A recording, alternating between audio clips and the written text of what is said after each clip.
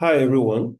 Welcome to this ProcessMaker 3 training session, which is part of the beginners training series powered by Diapo Diamond. I am your host and trainer, Afe Araram. For our third session, we shall commence our work on our demo project, which is the cash advance and expense retirement process. And our focus will be about modeling a process workflow map. At the end of this session, you should know how to create a new process. You should be able to add tasks to your process workflow map, connect those tasks, add gateways, and have a complete process workflow for your process. Let's begin. So our sample or demo workflow will be a cash advance and expense retirement process. As usual, we have a description of the process. Sometimes when you want to build a process, the business may or your project manager may just give you a process description. Sometimes they need to also add forms to that. Possibly, if it is a well-structured organization, you get what is called a BROD or BRS. That is a business requirement document or a business requirement specification document. The BRS or BROD is out of scope for this beginner series. So that's why for this particular sample process, we are giving you the tasks that are involved in a simple cash advance and expense retirement process. We have the employee makes the request, that is the initiation task. The supervisor approves the request, and finance gives the employee an advance for the amount requested. And then outside of the process, the employee goes to make the purchase of the expense. And now, based on the requirements of the organization, a time comes where the employee needs to report the expense and then attach a receipt. And then the supervisor will approve that report, and finance will reimburse the employee or receive the balance of the advance if there is any, and update the accounting system with the appropriate accounting entries. And then an expense report is signed as treated by finance and filed. For our demo process, we want to consider a company called MS&B. This is the cash advance. This is the cash advance requisition form for the MSB Corporation. There's the request date, the employee name. So this is the form that currently they fill for their non-digitized process. So we want to follow the steps here or create a model, a process map that indicates the tasks that will happen on ProcessMaker. When it's time to start building the forms, we're going to use these manual forms as a source for modeling the forms for the process. This is the form for the employee to request or requisition the cash advance. There is also the expense retirement form. There's also the expense requirement form. So what we've been provided by the process owner at MSB Corporation is one, the steps that we have here. And they've also been generous to give us a cash or the process workflow diagram that they have, which is something like this. There's the start, initiate cash advance, and then it goes to supervisor approval. The supervisor can reject or approve. If it's rejected, the case goes back to the initiation task. And then if it's approved, it goes to the finance officer to disburse the cash. And then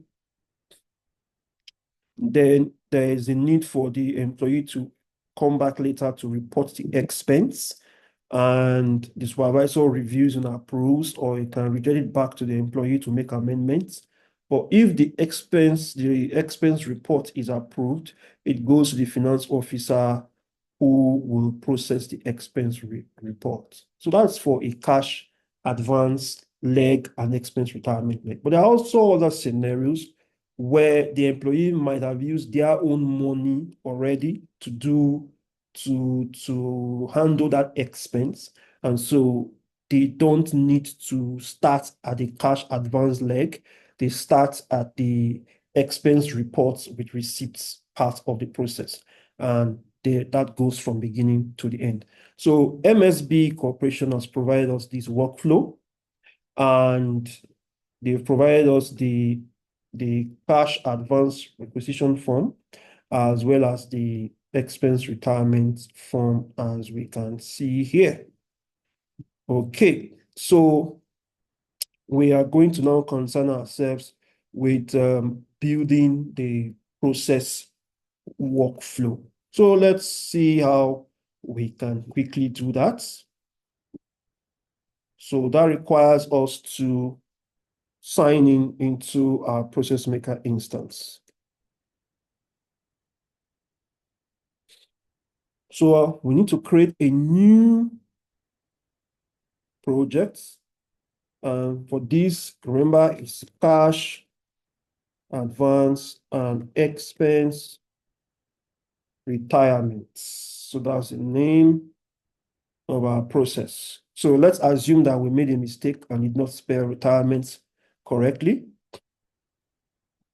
We can always change that later.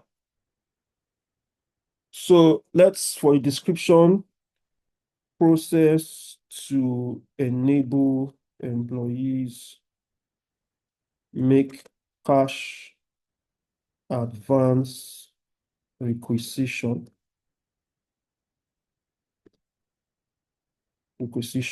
and reports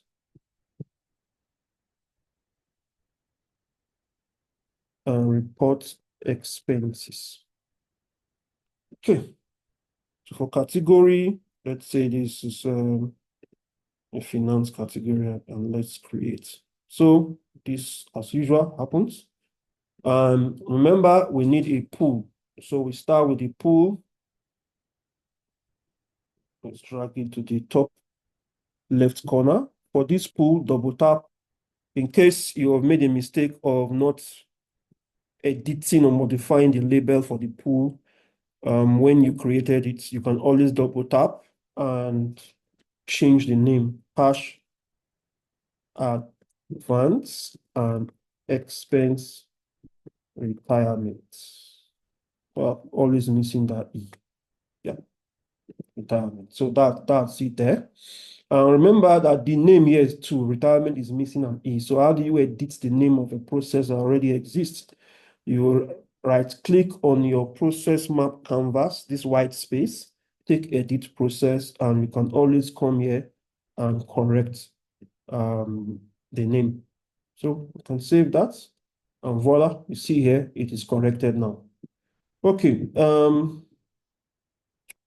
now remember from what we were shown,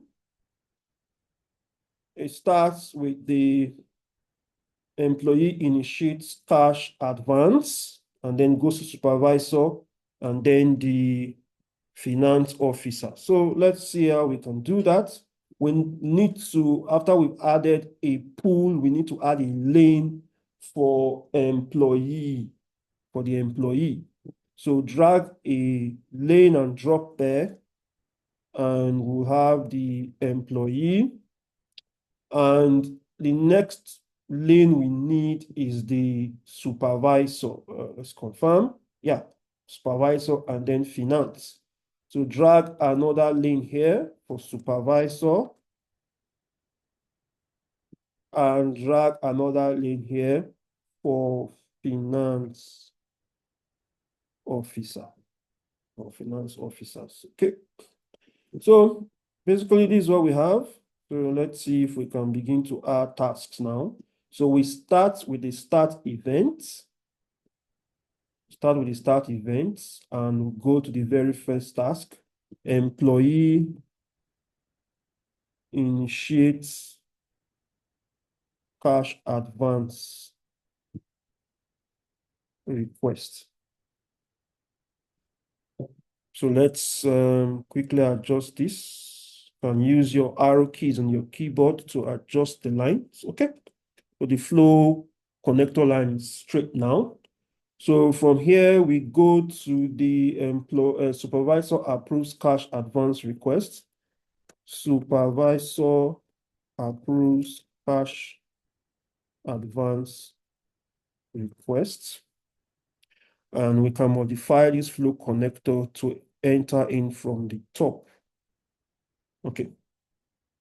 Now, from here, it can be rejected or approved. So we need an exclusive gateway that goes back here, or it goes, if it's approved, to the finance officer who disburses the cash advance. So finance officer disburses cash advance. So we can adjust the flow connector to enter in from the top.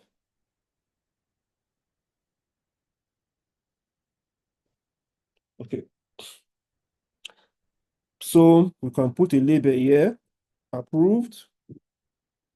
Then this is a no, and then double click on this other flow connector and put a yes.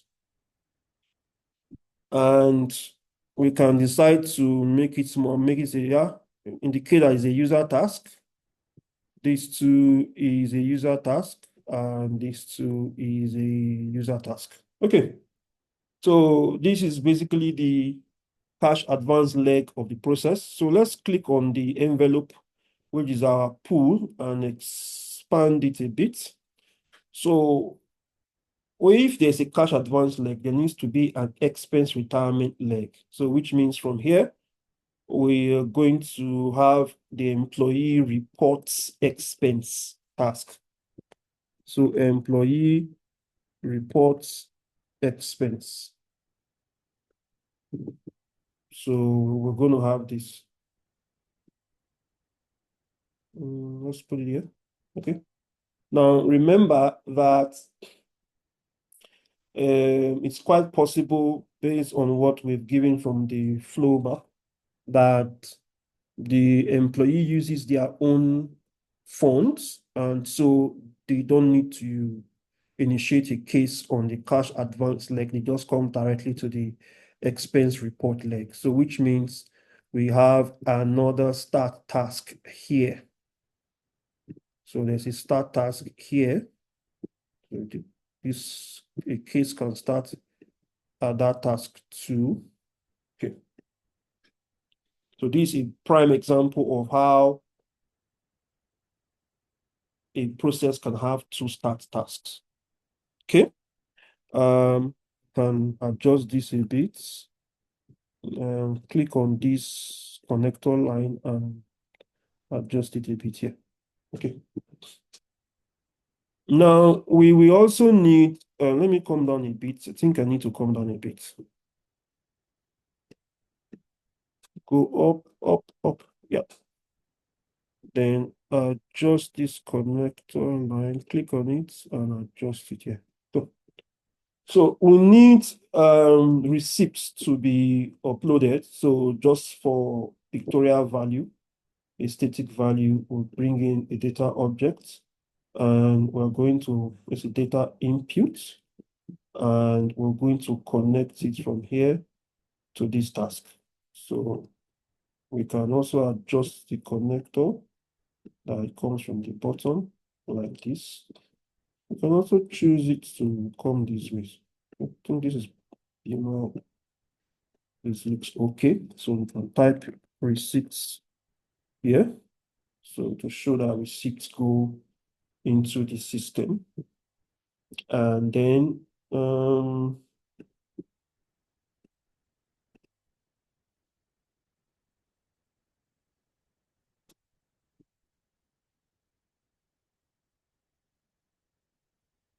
okay. Then from the employee expense, report expense, it goes supervisor, then finance. Okay.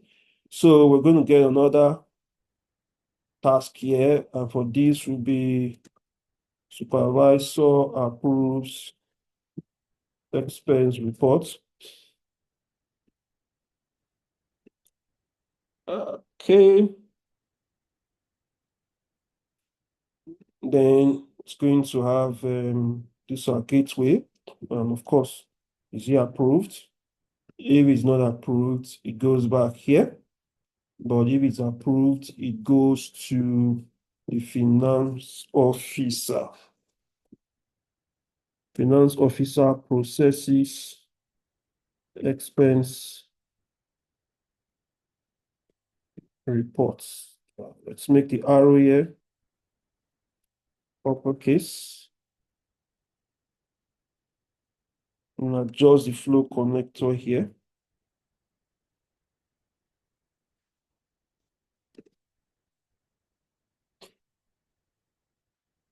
So for this particular, we can have the accounting system pass the entries to an accounting system.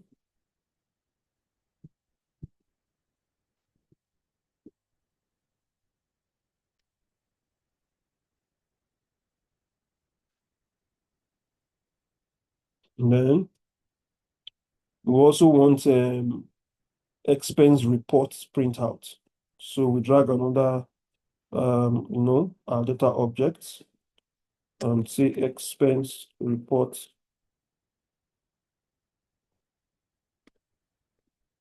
And we can make the name smaller, just report printout.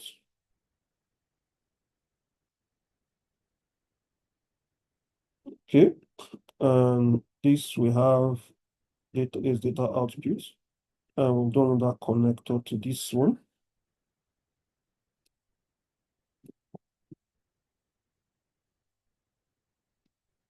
And then, of course, an end event. So this is we save. This is our process map. It's been beautifully drawn, as you can see.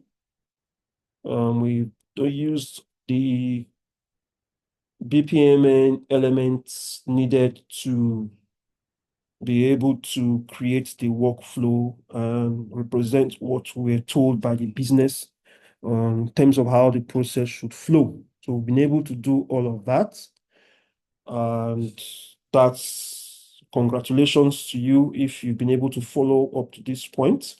You've been able to successfully create a BPMN 2.0 compliant business process model using ProcessMaker 3. So in our next lesson, we move now to designing forms in ProcessMaker, and then we can return back in future lessons to build more on this process map. Thank you very much, and see you in the next lesson.